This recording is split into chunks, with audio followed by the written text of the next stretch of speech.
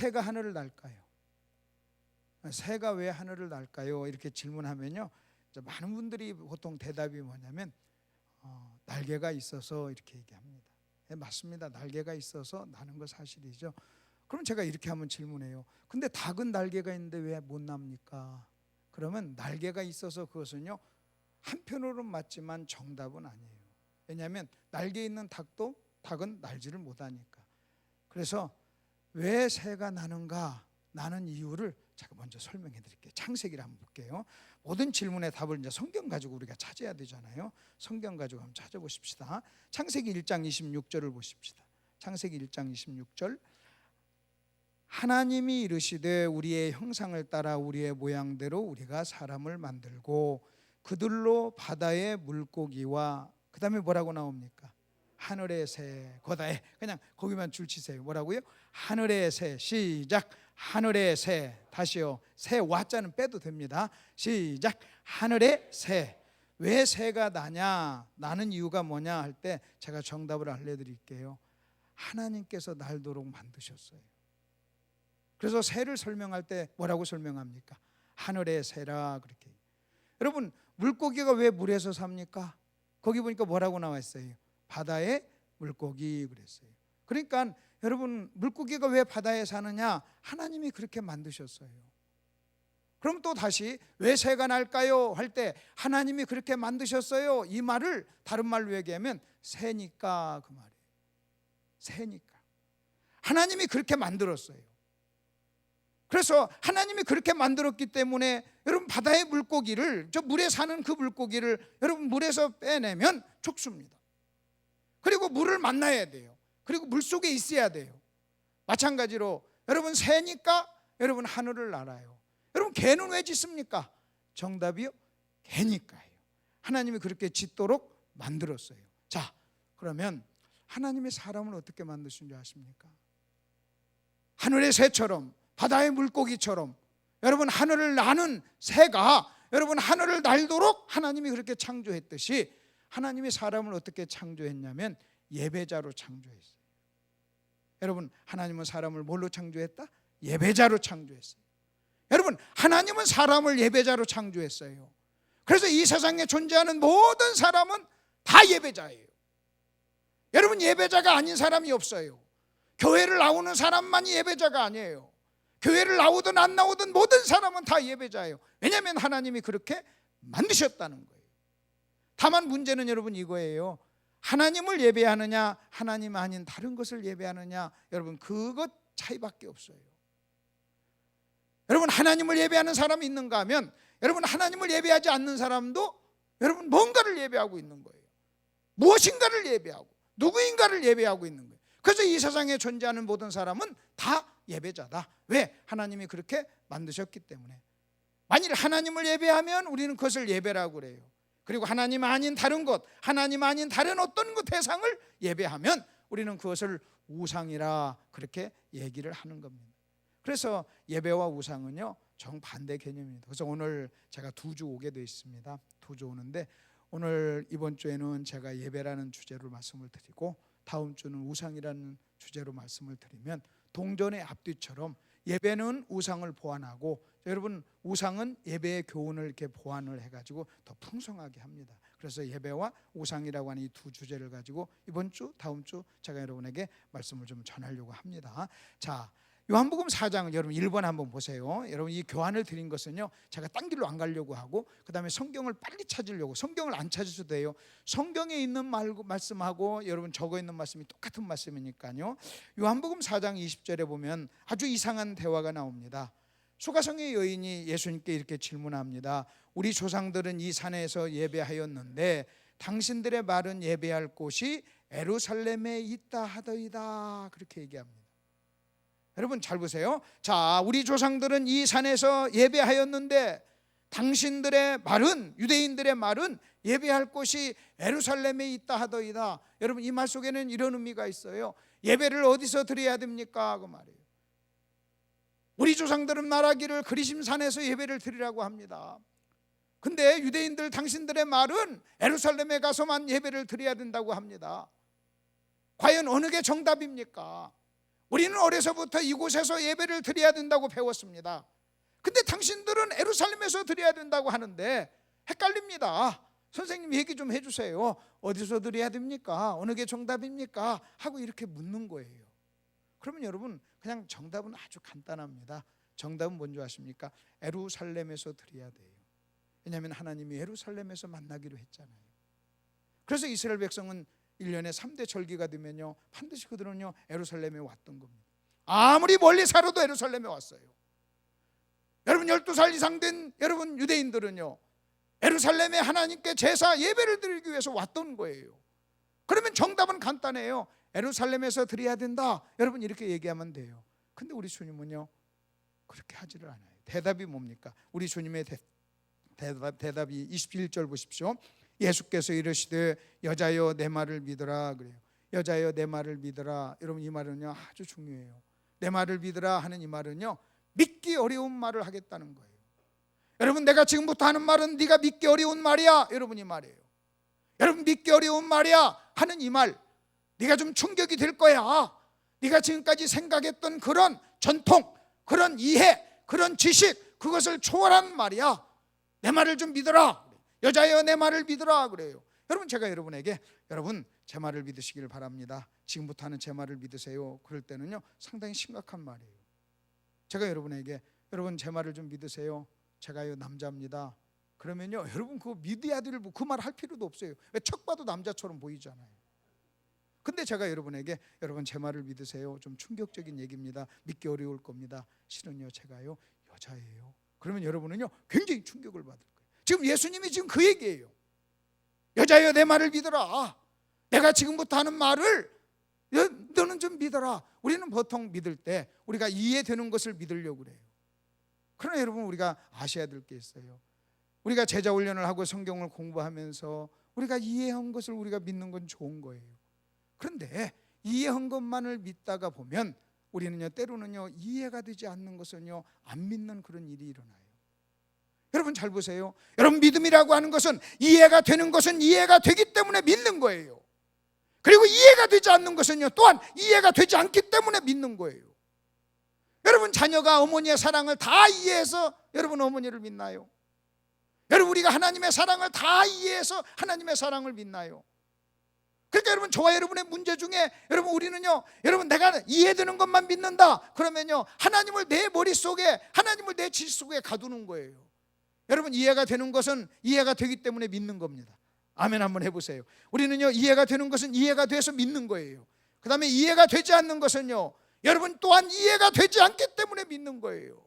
여러분 그 말씀이 이해가 되지 않는다 할지라도 여러분 그 말씀을 하신 분이 하나님이기 때문에 우리는요 그 말씀을 믿는 거예요. 이해가 되지 않아서 우리는 믿습니다. 그래가지고 순종을 하다 보면요 하나님이 어느 날 때가 되면요 이해하게 해요. 그래서 우리는 믿을 때 이해가 돼서 믿을 수도 있고 그 다음에 이해가 되지 않는 것을 우리는 또한 믿을 수도 있는 거예요. 여러분 기독교는요 신비예요. 성령의 역사는 신비예요.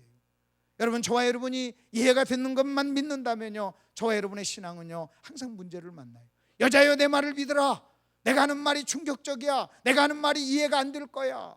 이해가 안 돼도 한번 믿어봐 하는 그런 의미가 이 속에 있는 거예요. 여자여 내 말을 믿으라. 그리고 그 다음에 뭐라고 그랬어요? 이 산에서도 말고 예루살렘에서도 말고 그랬어요.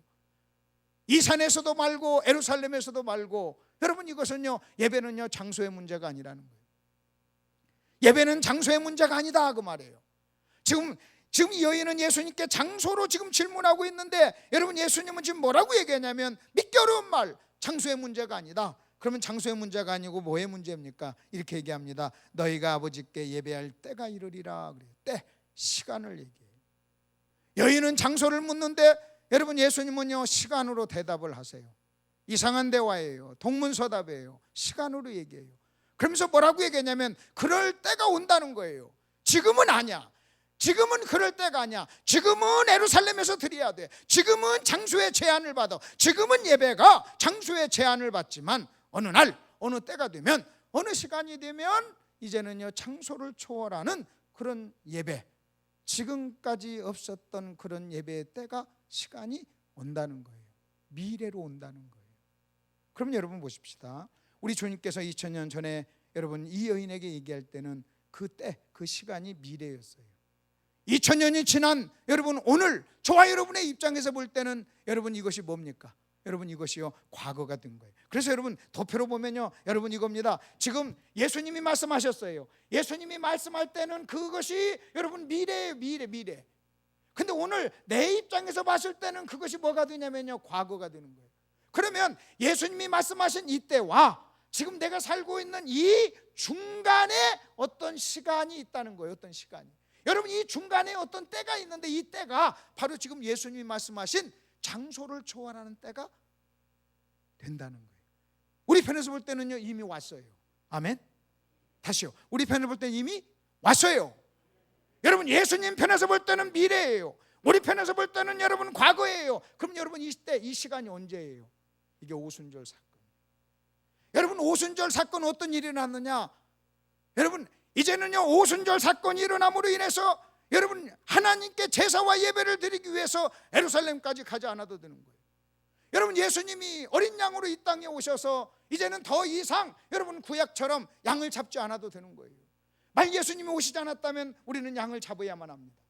그러나 예수님이 오심으로 양을 안 잡아도 되잖아요. 마찬가지예요. 여러분 오순절 성령이 오심으로 어떤 일이 일어났느냐? 이제는요 여러분 우리가요 예루살렘까지 가지 않아도 되는 예배의 때가 일어났다는 거예요. 성령이 어디 안에 오심으로? 모든 믿는 자 안에 오심으로. 그래서 이제는 예배가요 장소의 문제가 아니라는 거예요. 여러분 예배가 장소의 문제가 아니라는 얘기는 무슨 얘기냐면요 언제든지 어디서든지 예배가 가능하게 됐다는 거예요. 여러분 언제든지 어디서든지 예배가 가능하게 됐다는 말은 무슨 말이냐? 삶이 예배가 됐다는 거예요. 예루살렘에 가서 드려야 될 예배가 아니라 이제는요 삶이 예배가 됐다는 거예요. 여러분 우리는요 삶으로 예배를요 이제는요 만들어내야 된다는 거예요. 여러분 예배라고 하는 것은 하나님을 만나는 거예요. 근데 그 하나님이 내 안에 있어요. 여러분 예전에는 예루살렘이라고 하는 그 장소에 가야만 했지만 이제는요 언제든지 어디서든지 내가 원하기만 하면요 하나님을 만날 수 있어요. 여러분 이 말은 또 무슨 얘기인 줄 아십니까? 내가 언제든지 어디서든지 하나님을 여러분 내가 만나서 내가 예배를 드릴 수도 있다는 이 말은요 여러분 잘못하면요 여러분 전혀 예배가 없는 삶이 될 수도 있다는 거예요. 우리가 하나님을 의식하지 아니하면요 여러분 예배가 아니라는 거예요. 그래서 하나님은요 우리 안에 오셨어요. 자 그러면 그때가 지금 됐습니다. 그리고 하나님은 뭐라고 하냐면 예배자를 찾는다고 그랬어요. 이걸 좀 빨리 넘어갈게요. 하나님은 예배자를 찾는다. 여러분 예배자를 찾는다는 말이 무슨 말인 줄 아십니까? 여기서 찾는다라고 하는 이 표현은요 자기 아이를 잃어버린 어머니가 잃어버린 아이를 찾는다고 할 때 이 단어를 썼어요. 예수님이 12살에 예루살렘에 갔다가 부모님이 예수님을 잃어버리잖아요. 그리고 도로 찾아가요. 여러분 하룻길을 내려왔다가 찾을 때는요 사흘길을 올라가요. 그러니까 여러분 찾는 것이 훨씬 더 힘들었다는 거예요. 하나님은 예배자를 찾는다고 그랬어요. 여러분 온통 한국교회에서는요 예배자를 찾는다고 하신 하나님의 말씀을 믿지 않고 마치 일꾼을 찾는 것처럼 착각을 해요. 그래서 온 교회가요 일꾼 만들어내려고 그래요. 일꾼. 성경에서는요 하나님이 찾는다라고 하는 이 표현을요 예배자한테만 사용했어요. 내가 예배자를 찾는다 그랬어요. 여러분 죄인에게도 뭐라고 하는지 아십니까? 오라 그랬어요. 너희가 오라. 너희 죄가 죽음 같을지라도 네가 와. 네 죄를 가지고 나에게 와 그랬어요. 네가 필요가 있으면 나에게 와서 기도해 그랬어요. 근데 예배자는 하나님 뭐라고 하는지 아십니까? 당신이 스스로 찾아가신다는 거예요. 예배자는요 당신이 스스로 찾아가신다는 거예요. 마치 여러분이요 자녀를 잃어버리면 자녀가 여러분을 찾습니까? 부모가 여러분을 찾습니까? 2살 먹은 아이가 여러분 2살 먹은 아이를 잃어버렸어요. 3살 먹은 아이를 잃어버렸어요. 여러분 그 아이를 찾을 때 여러분 그 아이도 물론 찾아요. 그러나 더 중요한 것은요 여러분 부모가 그 아이를 찾는 거예요. 여러분 대구에서 일어난 개구리 소년들이 있잖아요. 수십 년이 흘러도요 여러분 그 부모들은요 그 자녀를 찾고 있어요. 혹시라도 내일이라도 그 자녀가 올까 봐서요 이사를 가지 않는 사람도 있잖아요. 그리고 기다리잖아요. 하나님은요 예배자를 찾는다고 그랬어요. 하나님은 일꾼을 찾는다고 말하지 않고요 하나님은 예배자를 찾는다고 그랬어요. 그리고 예배자가 되면 여러분 일꾼이 됩니다. 여러분 예배자와 일꾼의 차이가 뭔지 아세요? 여러분 예배는요 하나님의 능력을 공급을 받는 것, 충전하는 거라면 여러분 일꾼은요 여러분 내가 사용하는 거예요. 지출하는 거예요. 그러니까 만일 여러분이요 예배 없이 일만 하면요 반드시 방전이 일어나요. 예배 없이 일만 하잖아요. 그럼 반드시 문제를 일으켜요. 여러분 예배 없이 여러분 일만 하잖아요. 그러면 평안을 잃어버려요. 그래서 우리는 예배와 이 일을 여러분 우리는 균형을 맞춰야 돼요. 하나님은 예배자를 찾아요. 근데 예배자를 찾는다고 하는 이 단어가요, 이 말이요 얼마나 중요한 의미인가를 한번 보세요. 제가 노총각이에요. 40살 먹은 노총각이라고 해봅시다. 목사님이 제가 결혼할 것을 아시고 이 목사님이 저한테 목사님 우리 교회 목사님 찾는 사람 많이 있어요. 오세요. 그래서 제가 왔어요. 왔더니 세상에 신일교회 10만 명이 있어요. 10만 명이 10만 명. 아멘 좀 해봐요. 적어서 그래요? 100만 명이라고 할까요? 일단 10만 명이 있어요. 그래서 목사님 여기 10만 명입니다. 얼마나 만에 가득 찼잖아요. 찾아보세요 막 그러는 거예요. 그 내가 자세히 관찰하니까 10만 명 중에 5만 명은 남자야. 그러면 노총각인 나한테 남자가 무슨 의미가 있어요? 그래서 10만 명 중에 5만 명은 제껴놓고 이쪽에 보니까 5만 명의 여자들이 있어요. 근데 또 자세히 보니까요 49,999명이 유부녀야. 유부녀. 그러면 노총각하고 유부녀하고는 아무 상관없어요. 비전이 없어요. 관계가 없어요. 근데 내가 찾는 사람이 딱 하나 39살 먹은 노처녀가 있어요. 그러면 여러분 10만 명이 앉아 있어도 내가 찾는 사람은 몇 명이에요? 한 명이에요. 아 우리 교회 10만 명이 있습니다. 예 그럴 수 있어요. 그러나 내가 찾는 사람은 한 명이에요. 여러분 항상 찾는다는 입장에서 볼 때는요 사람이 적은 거예요. 혹시 여러분 중에 사장님이나 회장님 계세요? 사장님이나 회장님은요 일꾼 사람을 찾는 편에 있는 사람이에요. 근데요 사람들은요 온통 일자리가 없다고 백수라고 하면서 일자리가 없다는 사람들이 막 수천 명이 수만 명이 막 수십만 명이 있다고 하지만요 찾는 사람의 입장에서 보면요 일꾼을 찾지 못해서 외국에서까지 사람을 데려다 쓰잖아요. 그럼 여러분 생각해 보세요. 여러분 우리 입장 예배를 드린다고 하는 우리 입장에서는요 주일날 되면요 여러분 어느 교회에 막 수십만 명씩 모여요. 근데 하나님 편에서 볼 때는요 예배자를 찾으시는 하나님 편에서 볼 때는요 많지를 않아요. 한국교회에 10만 명의 목사님이 있다고 합시다. 여러분 목사님이 연구원을 가면서 우리 강대상을 한번 맡기는데 한 목사님을 찾는데도요 많지가 않아요. 여러분이 찾는 입장에서 볼 때는 많지가 않은 거예요. 여러분이 혹시 결혼하기 위해서 여러분 아내를 찾아요. 여자가 30억이에요. 30억이 넘는 여자가 있어요. 그러나 그 찾는 게 쉬운 겁니까? 딱 한 사람 찾잖아요. 만만치가 않아요. 여러분 하나님이 예배자를 찾는다라고 하는 이 단어 속에는요 예배자가 흔하지 않다, 많지 않다. 하나님이 찾는 예배자는 귀하다 하는 것을 우리에게 지금 보여주고 있는 겁니다. 자, 이 정도 하고 이제 2번으로 한번 넘어가 보십시다. 그러면 도대체 예배가 뭘까요? 여러분 예배가 뭘까요? 예배라고 하는 말의 개념, 여러분 예배가 뭘까? 우리는 매주 예배 드리러 온다고 그래요. 그리고 이 예배라고 하는 단어가 너무나 우리는 익숙해가지고요 어떤 단어가 익숙하면 다 우리는 안다고 생각해요. 여러분 예배가 뭡니까? 예배에 대한 정의를 좀 몇 가지로 쭉 한번 설명해 드릴게요. 예배의 문자적인 정의가 있어요. 여러분 히브리어로 예배라고 하는 말의 문자적인 정의는 엎드리다 절하다 무릎을 꿇다예요. 자, 한번 해봅시다. 시작. 엎드리다 절하다 무릎을 꿇다. 시작. 엎드리다 절하다 무릎을 꿇다. 여러분 하나님을 예배하라 그 말은요 하나님께 와서 엎드리라는 거예요. 여러분 하나님을 예배한다는 것은 하나님 앞에 와서 무릎을 꿇는 거예요. 여러분 하나님을 예배한다는 것은요 하나님께 절을 하는 거예요. 여러분 하나님을 예배한다는 것은 하나님을 높이는 거예요. 여러분 하나님을 높인다는 얘기는 무슨 얘기인 줄 아십니까? 우리가 어떻게 하나님을 높일 수 있는 줄 아십니까? 나를 낮춤으로 하나님을 높이는 거예요. 내가 낮아지면요 하나님과 나 사이에 여러분 간격이 여러분 더 멀어지는 거예요. 여러분 내가 낮춤, 여러분이 겸손한 사람을 좋은 이유가 뭔지 아세요? 겸손한 사람 만나면 여러분 행복하고 좋은 이유가 뭐냐면 내가 어떤 사람을 만났을 때 그 사람이요 자기를 낮춰요. 자기를 낮춤으로 낮춘 것만큼 내 자신이요 마치 높아진 대우를 받는 거예요. 여러분 교만한 사람 만나면 싫어요.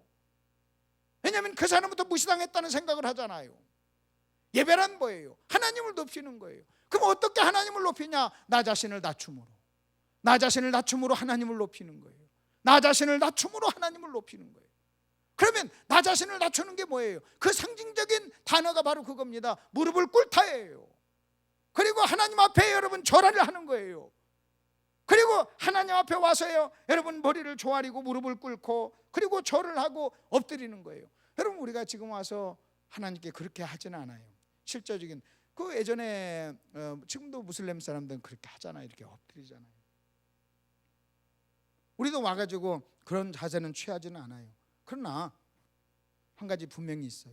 여러분, 저와 여러분이 예배를 드리기 위해서 이 자리에 왔다면요, 우리의 마음은 엎드려야 돼요. 우리의 마음은 엎드려야 돼요. 여러분, 저와 여러분이 이 자리에 앉아있다 할지라도 저와 여러분의 마음이 하나님 앞에 와서 엎드리지 아니하면 여러분 예배란 존재하지 않는 거예요. 내가 이 자리에 앉았다고 해서 예배자가 아니에요. 내가 예배에 참석했다고 해가지고요, 여러분 예배가 아니에요. 하나님은요, 예배 프로그램을 찾는 게 아니에요. 우리는 무슨 열린 예배, 무슨 예배 자꾸 얘기하는데, 여러분 예배, 하나님이 언제 예배 프로그램을 찾는다고 그랬어요? 하나님은요, 예배자를 찾는다고 그랬어요. 여러분, 예배자가 존재하면 예배가 존재해요. 그러나 예배자가 없으면요, 그 어떤 예배 프로그램도요, 여러분 예배를 만들어낼 수가 없는 거예요. 여러분, 예배는 예배자가 만들어내는 거예요. 예배자가 있으므로 여러분 예배를 만들어내는 거예요. 여러분, 신랑 신부가 없는데 어떻게 결혼식이 이루어져요? 아무리 많은 하객이 있고 아무리 많은 기가 막힌 조명이 있고 여러분 기가 막힌 시설이 있다 할지라도 신랑 신부가 없는 결혼식이란 존재하지 않잖아요. 마찬가지예요. 예배는요, 프로그램의 문제가 아니에요. 여러분, 아무 프로그램이 없다 할지라도 예배자가 있으면요, 예배가 존재해요. 근데 기가 막힌 프로그램이 있어도요, 여러분 예배자가 없으면요, 여러분 예배는 존재하지 않는 거예요. 하나님은요, 예배자를 찾아요. 다시요, 하나님은요, 예배자를 찾아요. 저와 여러분이 한 사람 한 사람이 예배자가 되므로 여러분 여기에 여러분 예배가 존재하는 거예요. 그렇기 때문에 예배는 뭐냐? 하나님 앞에 엎드리고 절하다, 무릎을 꿇다예요. 여러분, 예배의 사전적 정의, 웹스터 사전에서는요, 예배를 이렇게 정의합니다. 최고의 대상에게 최고의 경의를 표하는 것. 문자적인 정의는 엎드리다 절하다예요. 근데 사전적 정의는 뭐냐? 여러분, 최고의 대상에게 최고의 경의를 표하는 거예요. 그럼 최고의 대상이 우리에게는 하나님이잖아요. 그래서 예배는요, 하나님에 대한 태도예요. 하나님께 최고로 바른 태도를 보여요. 여러분, 하나님을 의식하면서, 여러분 내가 이 자리에 하나님이 계셔, 여러분 이 자리에 하나님이 계셔, 그리고 하나님을 의식하면서 나의 어떤 태도를 갖추는 것을 우리는 예배라고 그래요. 최고의 대상에게 최고의 경의를 표하는 것, 여러분 이것이 예배의 사전적 정의예요. 예배의 본질적 개념이 뭔지 아십니까? 예배의 본질적 개념은요, 예배는요 드리는 거예요. 예배의 본질적 개념은 드리는 거. 누구에게? 하나님께. 예배는요 본질적으로 드리는 거예요. 그렇기 때문에 만일이요, 드린다라고 하는 이런 어떤 개념이 저와 여러분에게 없잖아요. 그러면 예배가 없어요. 여러분, 드린다의 반대 개념이 받는다예요. 그러니까 여러분, 기복신앙은요, 여러분 진정한 예배가 존재하지 않아요. 여러분, 기복신앙은요 자기가 받을 것을 생각해요. 그러나 예배는요 드릴 것을 생각합니다. 우리가 시간을 드리고 인생을 드리고 삶을 드리고 물질을 드리고, 여러분 예배는요 드리는 거예요. 내가 뭔가를 하나님께 드리는 거예요. 드리는 거. 그래서 예배의 본질은 드리는 거. 그렇기 때문에 만일 여러분 드린다는 얘기는요 높은 분에게 하는 말이에요. 좀 밑에 사람에게는요 준다고 그래요. 여러분 드린다 혹은 준다 같은 얘기예요. 근데 내가 뭔가를 주고, 여러분 주는 것은요 사랑이에요. 사랑은 주는 거잖아요. 그래서 예배의 본질적인 의미는 뭐냐? 하나님을 사랑하는 거예요. 하나님을 사랑하는 거예요. 만일 하나님을 사랑하는 것이 예배의 본질적인 개념인데, 만일 어떤 사람이 자기를 사랑하잖아요. 자기를 사랑하는 사람에게 나타나는 특징이 뭐냐면요, 항상 받을 것만 생각해요. 그리고 자기가 원하는 것을 받지 않냐면 상처를 받아요. 내가 원하는 것을 받지 않냐면 우리는 상처를 받아요. 여러분, 우리는요 예배를 드린다고 왔어요. 와가지고요 설교가 자기 마음에 안 들면요 승질 나가지고 가요. 여러분 한번 생각해 보세요. 그리고 무슨 생각하냐면요, 설교가 좋으면 오늘 예배 잘 드렸어, 오늘 예배 좋았어 그래요. 여러분, 예배가 좋았어, 예배는 드리는 겁니다. 여러분, 예배가 좋으려면요 많이 드려야 돼요. 잘 드려야 돼요. 아멘도 좀 드리는 거예요. 다시요, 아멘도 드리는 거예요. 근데 우리는 무의식 중에 무슨 생각하는 줄 아십니까? 받는 거라고 생각해요. 그래가지고 뭔가 받아가면 예배가 좋았어 그래요. 여러분이 드리지 못하고 받아만 가면요 좋은 게 아니라는 거예요. 여러분, 예배의 본질은 드리는 거예요. 그렇기 때문에 욕심의 지배를 받는 사람, 여러분 이기적인 사람, 이기주의, 개인주의, 그 다음에 여러분 욕심의 지배를 받는 사람, 기복신앙을 가지고 있는 사람은요, 아무리 하나님 앞에 와서요 여러분 예배에 참석한다 할지라도 여러분 거기에는요 예배가 존재할 수 없는 거예요. 예배는요 본질적으로 드리는 거예요. 예배는요 본질적으로 드리는 거예요. 근데 여러분 저와 여러분의 마음속에 예배가 상실된 이유가 뭐냐면요, 자꾸 뭔가를 얻으려고 그래요. 여러분 저와 여러분의 마음속에는요 뭔가 얻고 받겠다고 하는 이것이요 항상 밑바닥에 깔려 있어요. 그게 죄의 본질이잖아요.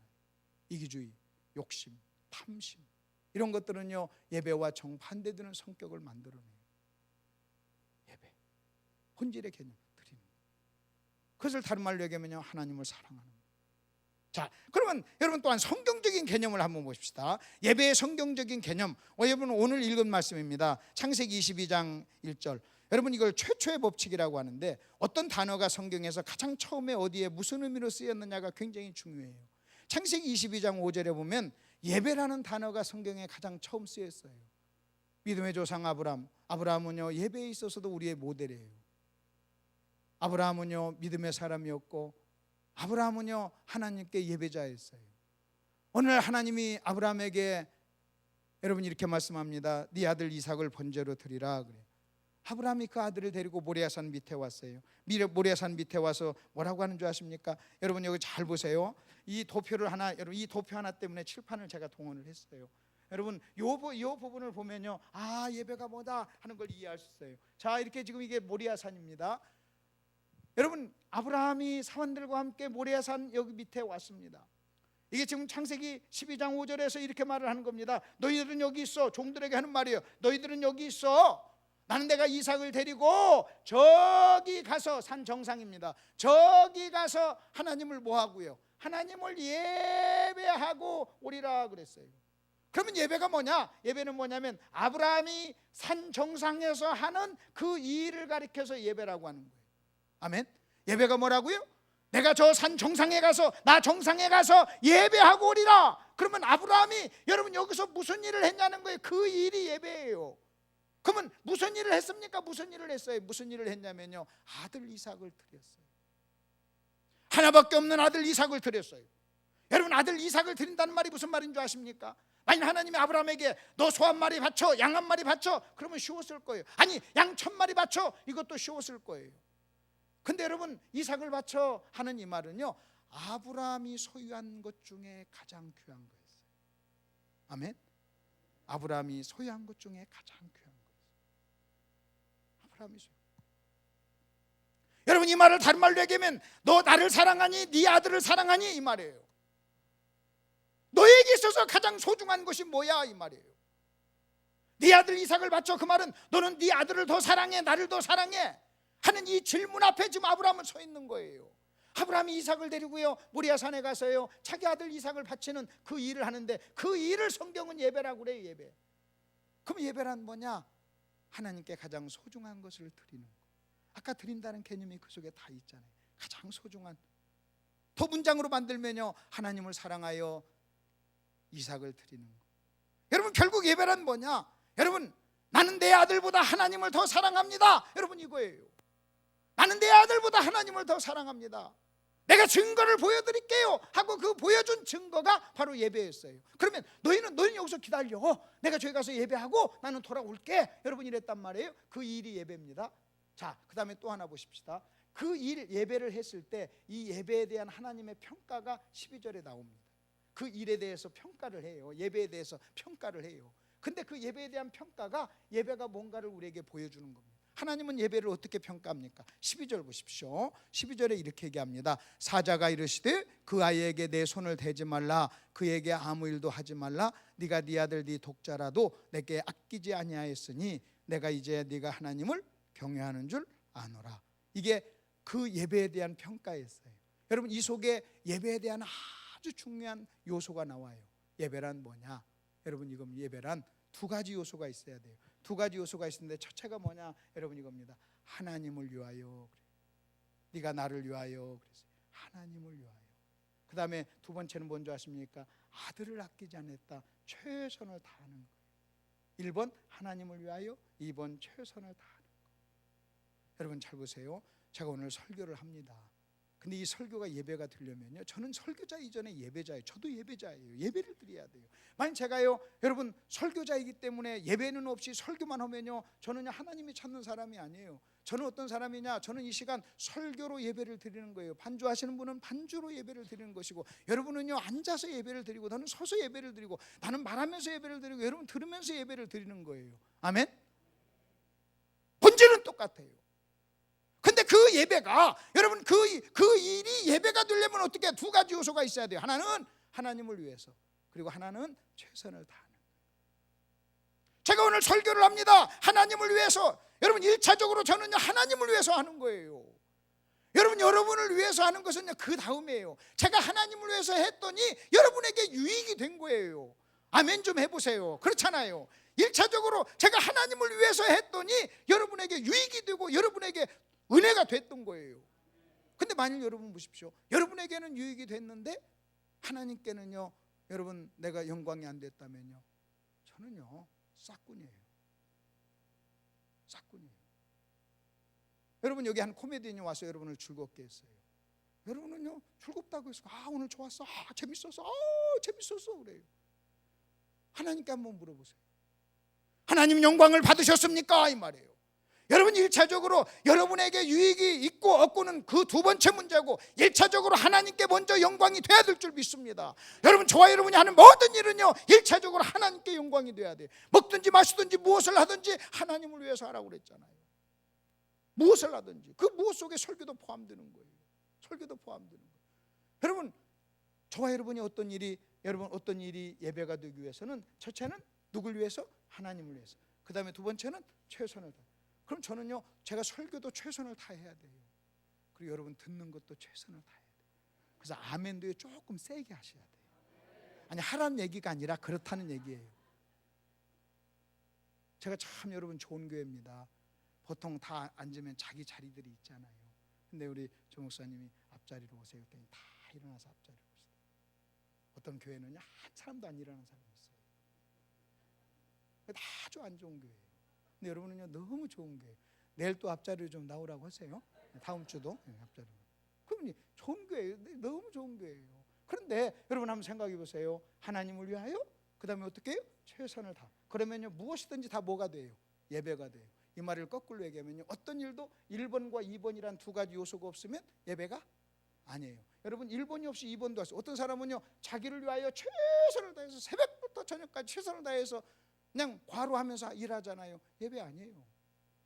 그러면 여기 학생이 있어요. 공부를 1번 하나님을 위해서 최선을 다하면요, 공부가 또 뭐가 되는 거예요? 예배가 돼요. 공부가 예배가 돼요. 자, 운전을 합니다. 하나님을 위해서 최선을 다해 예배. 설거지를 합니다. 하나님을 위해서. 그래서 반드시 여러분 무슨 일을 하든지 여러분 그 일이 예배가 되려면 두 가지 질문에 답을 해야 돼요. 내가 하나님을 위해서 하는가? 그 다음에 또 하는 뭐예요? 최선을 다하는가? 그리고 여러분이 정말로 하나님을 위해서 최선을 다한다면요, 여러분 그 사람은요 반드시 성공해요. 좋아요. 괜찮아요. 대단한 여러분 시간이 이렇게 1번과 2번 이 두 가지 요소를 갖추고요, 여러분 10년, 20년, 30년이 지나 보세요. 여러분 그 사람의 인생은요 놀라운 인생이 될 거예요. 하나님을 위하여 최선을 다. 이게요 예배의 성경적 개념. 예배란 뭔 줄 아세요? 자기 아들의 배에 칼을 대는 거예요. 자기 아들의 배에 칼을 딱 대는 거예요. 누굴 위해서? 하나님을 위해. 그래서 예배는요 무시무시한 단어예요. 이게요 성경적 개념이에요. 그래서 예배의 성경적 개념은 뭐냐? 하나님을 위하여 최선을 다하는 것. 이해가 되셨죠? 자, 그러면 예배의 신학적인 개념이 있어요. 신학적으로는 예배를 뭐라고 하느냐? 계시에 대한 응답이라고 그래요. 계시에 대한 응답. 계시는 말씀이에요. 여러분 기독교를 계시의 종교라고 그래요. 계시에 대한 인간의 응답. 하나님이 아브라함에게 네 아들 이삭을 번제로 드리라 그랬어요. 말씀하셨어요. 계시하셨어요. 그랬더니 아브라함이 거기에 응답했어요. 무엇으로? 순종으로. 그래서 신학적인 개념은 계시에 대한 인간의 응답, 그래서 순종이 예배예요. 그렇기 때문에 만일 목사님이 여러분 하나님께 순종하세요, 그 말은요 하나님께 뭐 하세요? 그 말이에요. 예배하세요, 그 말이에요. 자, 그러면 지금 5가지로 개념을 정리했어요. 예배란 뭐라고요? 엎드리다 절하다 무릎을 꿇다. 예배는요 최고의 대상에게 경의를 표하는 거. 예배의 본질은 드리는 거. 예배의 성경적인 개념은 하나님을 위해서 최선을 다하는 거. 예배의 신학적인 개념은 뭐예요? 계시에 대한 인간의 응답, 순종. 이게 예배라는. 그러니까 여러분 이 5가지가요, 여러분이 진정한 예배를 드리면요, 여러분 이 5가지가요 다 여러분 예배 속에 있는 거예요. 근데 만일 여러분의 어떤 삶, 여러분의 행위 속에, 여러분의 삶 속에 요 5가지 요소가 없다면 예배가 아니에요. 이게 예배에 대한 개념, 기준이에요. 기준. 오늘 그래서 제목이 뭡니까? 예배의 기준과 교훈. 오늘 그 2번에서는 기준하고 교훈 하나만 저 얘기할게요. 자, 3번으로 한번 여러분 교환 3번으로 한번 넘어가 보세요. 예배는 본질적으로 어떤 특징을 가지고 있습니까? 예배가 본질적으로 가지고 있는 특징이 있어요. 로마서 1장 21절입니다. 하나님을 알도 영화롭게도 아니하고 감사하지 아니하고 생각이 허망해지고 미련한 마음이 어두워졌나니 스스로 지혜 있다 하나 어리석게 되어 썩어지지 아니하는 하나님의 영광을 썩어질 사람과 새와 짐승과 기어다니는 다른 동물의 모양의 우상으로 바꾸었다. 그래서 여러분 이 예배는요 바꾸는 특징이 있어요. 바꾸는 거예요. 예배는요 우상도 바꾸고 예배도 바꾸는 거예요. 여러분 예를 들어서 한번 보십시다. 이렇게 한번 보십시오. 어떤 사람은 오늘 주일을 예배를 못 왔어요. 왜 못 왔습니까? 이유가 있어요. 왜 못 왔어요? 아유 목사님 너무나 피곤해서요. 그러면 그 사람은요 편안함과 예배를 바꾼 거예요. 아니 오늘 왜 못 왔어요? 바빠서 오늘 직장 갔어요. 예, 그러면요 직장의 일과 바쁜 거예요. 아니 오늘 왜 지난주 예배 못 왔어요? 갑자기 남편이 제주도 여행 가자고 그랬어요. 제주도 여행과 예배를 뭐 한 겁니까? 바꾼 거예요. 또 여러분 여기 오셨어요? 다 물어보십시다. 할 일 없어 오셨나요? 여러분 여기 오기 위해서 여러분도 뭐 했어요? 바꿨어요. 피곤한데 오셨어요. 뭐 한 겁니까? 하나님께 드릴 영광과 여러분의 편안함을 뭐 한 거예요? 바꾼 거예요. 여러분 쓸데없어서 하나님께 헌금했나요? 여러분 그 돈 가지고요 컴퓨터 살 수 있는데 안 사고 하나님께 드렸어요. 뭐 하고 바꾼 거예요? 컴퓨터하고 바꾼 거예요. 여러분 예배든 우상이든 여러분 바꾸는 여러분 이것이 있다. 그래서 여기서 뭐라고 얘기하냐면 그렇게 얘기합니다. 네가 우상과 예배를 하나님의 영광을 뭐 했느니라? 바꿨느니라 그랬어요. 그래서 예배는요 바꾸는 특징이 있어요. 여러분 이게 굉장히 중요합니다. 바꾸는 특징. 근데 마귀도 예배를 원해요. 거기 한번 보십시오. 자 마태복음 4장 8절 보세요. 마귀가 또 그를 데리고 지극히 높은 산으로 가서 천하만국과 영광을 보여 이르되 만일 내게 엎드려 뭐하면 경배하면 내가 모든 것을 주리라 그랬어요. 경배하면 이 말은요 예배하면 그 말이에요. 그러니까 예배는요 바꾸는데 어떤 바꾸는 능력이 있는가, 특징이 있는가? 집사님이세요? 잠깐 한번 올라오세요. 성경 가지고 한번 와보세요. 제가 바꾸는 이걸 잠깐 좀 설명을 해드릴게요. 여러분 이렇게 한번 해보십시다. 제가 마귀라고 해봅시다. 지금 우리 장로님이세요, 장로님. 그러면 이렇게 지금 마귀가 이렇게 얘기하는 거예요. 나를 경배해. 이게 경배입니다. 나 경배 나한테 줘. 그러면 내가 모든 것 줄게. 뭐 하자는 거예요? 바꾸자는 거예요. 그럼 내가요, 여러분 잘 보십시오. 자, 내가 마귀가 와서 그래요. 나한테 경배해. 그러면 줄게. 여러분 하나님의 영광과 썩어질 것을 바꾼 거예요. 제가 우상을 섬긴다는 것은 이게 하나님의 영광이에요. 이게 썩어질 거예요. 근데 하나님의 영광을 주고 썩어질 것을 바꾼 거예요. 이게 우상이에요. 그래서 모든 우상을 섬긴 사람은요 하나님하고 바꾼 거예요. 잘 들어보세요. 그러면 또 한번 보십시오. 지금 하나님도 뭐라고 하냐면 이렇게 해요. 너희는 먼저 그의 나라와 의를 구하라 그리하면 모든 것을 주마 할 때 하나님도 뭘 얘기하냐면요 너 그거 나한테 줘. 그러면 나도 줄게. 그러니까 여러분 잘 보십시오. 하나님도 바꾸자고 하고 마귀도 바꾸자고 해요. 아멘. 다시요. 하나님도 뭐 하자고? 바꾸자. 마귀도 바꾸자고. 근데 문제는요 여러분이 누구를 선택하냐는 거예요. 하나님하고 바꾸기 위해서 오는 것을 예배라고 그래요. 여러분 마귀하고 바꾸는 것을 우상이라고 한단 말이에요. 그러면 여러분 우리가 마귀를 여러분 마귀를 경배하지 않기 위해서는요 어떤 일을 해야 됩니까? 여러분 잘 보세요. 이제는 우리 장로님 마귀를 한번 해보세요. 근데 마귀가 저한테 와서 이렇게 얘기합니다. 이걸 달래요. 이게 뭐예요? 마귀가 요구하는 게 뭐예요? 경배. 이걸 달래요. 그러면 제가요 이걸 거절하려면 어떻게 하면 이렇게 거절해요. 이것을 100억짜리라고 생각하고 마귀가 주는 것을 5,000원짜리라고 생각하면 5,000원짜리 가져와서 100억짜리고 바꾸자면 내가 어떻게 합니까? 팍 쳐요. 왜냐하면 100억하고 5,000원하고 바꾸자 하니까 내가 그 바꾸겠습니까? 그래서 여러분 예배는요 가치예요. 무엇에 더 가치를 두냐는 거예요. 근데 이번에는요 반대로 여러분 내가 가지고 있는 예배를 10,000원이라고 생각해. 마귀가 나한테 주는 것을 1억이라고 생각하면 마귀가 와서 바꿉시다 그러면 낼름 바꾸죠. 그럼 마귀가 우리에게 뭘 가져옵니까? 세상을 가져요. 세상이나 세상. 그럼 내가 세상이나 세상에 있는 것들을 사랑하면 틀림없이 우리는요 예배하고 바꾸게 되는 거예요. 이해가 되십니까? 자, 그 다음에 또 하나 더 한번 보십시오. 우리가요 여러분 내가 마귀가 나한테 와서 경배를 달라고 그래요. 근데 재밌는 것은요 여러분 이 경배는요 누가 원하시는 거예요? 하나님. 근데 내가 이것을요 마귀한테 주면 하나님한테 줄 게 있어요? 없어요? 하나님한테 줄 게 없어요. 여러분이 한 주간 동안 살면서 여러분 세상을 사랑하고 전부 다 마귀한테 주고 마귀하고 바꾸고 와가지고 여기 앉아 있으면요 여러분이요 하나님께 줄 경배가 없는 거예요. 없는 거예요. 여러분 예배는 뭔지 아세요? 주일날 드리는 예배는 뭔지 아세요? 월요일부터 토요일까지 내 마음대로 살고 여러분 월요일까지 토요일까지 마귀하고 막 거래하면서 마귀한테 전부 다 경배를 주고 여러분 여기 하나님께 경배 드릴까 아무것도 없이 털털이로 와가지고 앉아서 꾸벅꾸벅 졸고 그리고 지루하고 재미없고 여러분 이렇게 가는 게 예배가 아니라는 거예요. 예배는 뭔지 아세요? 한 주간 동안 여러분이 마귀가 수없이 유혹을 해도요 안 돼!